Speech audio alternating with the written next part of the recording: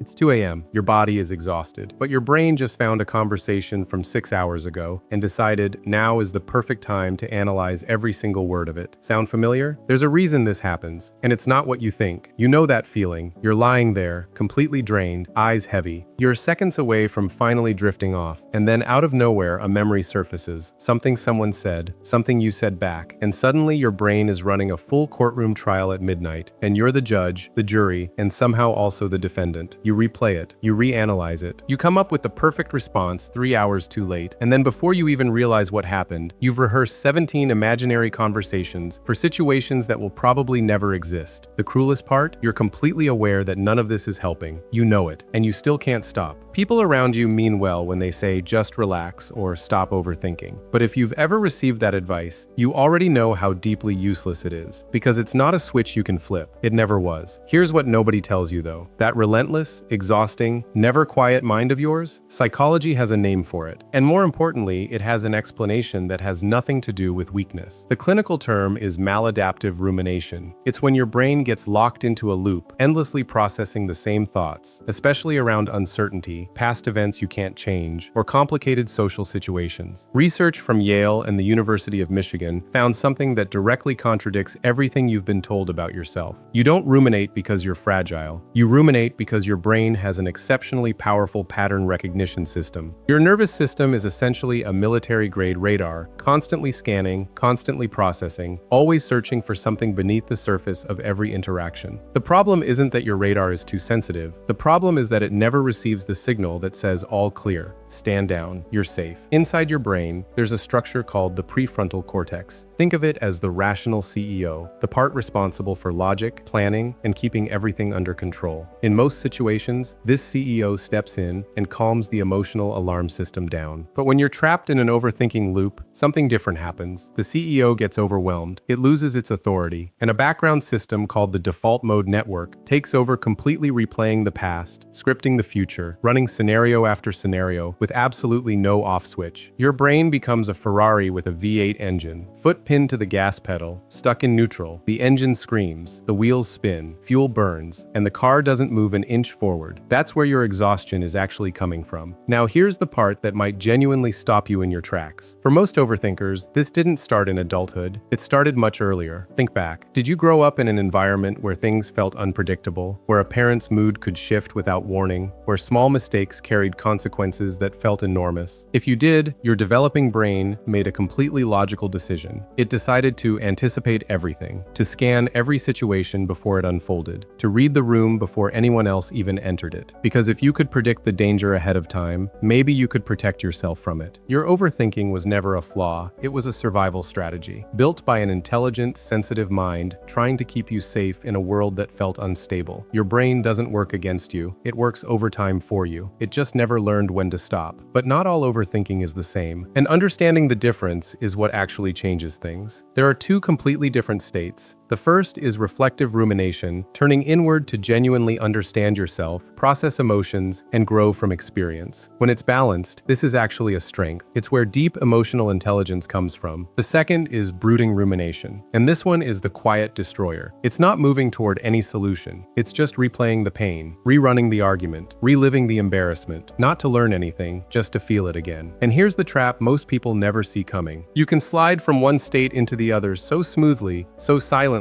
that you don't even notice the moment it happened. Because while you're doing it, it feels like productive thinking. Your brain is working hard. Neurons are firing. It must be going somewhere. Cognitive psychology calls this the illusion of mental progress. You're on a treadmill, moving fast, sweating, exhausted, and completely stationary. If this is resonating somewhere deep right now, share this with someone who lies awake at night fighting their own mind. They need to hear this too. So how do you actually break the loop? The first technique is called cognitive diffusion. Right now, when an anxious thought hits, you become it. You fuse with it completely. Cognitive diffusion is the act of stepping back and observing it instead. In practice, it sounds like this. Instead of thinking I am a failure, you say to yourself, I am having the thought that I am a failure. That one small shift creates just enough distance to change everything. You stop being the river and you become the bank. You're watching the current move, not drowning inside it. The second technique works through your body. not your mind. When the loop starts spinning, you can't think your way out of it. You have to feel your way out. Ground yourself in something physical and immediate. 5 things you can see right now. 4 things you can touch. 3 sounds you can actually hear in this moment. This forces your default mode network to pause its imaginary film reel and reconnect with what is actually real. Splash cold water on your face. Pick something heavy up. Move your body. Send your nervous system a message it can actually receive. The danger you're preparing for is not here. You are safe right now. You can rest. Here's what I want you to walk away with today. Your overthinking mind is not broken. It is not a burden. It is not proof that something is wrong with you. It is evidence of a mind that learned to stay alert in a world that once required it. Your real work now is not silencing that mind. It's teaching it slowly, patiently, compassionately that the storm has passed. That it no longer has to stand guard every single night. You survived what made you this way. Now it's time to actually rest. If this gave you something real today, subscribe and stay close, because the next video goes even deeper into the psychology of the mind that never stops and how to finally make peace with it.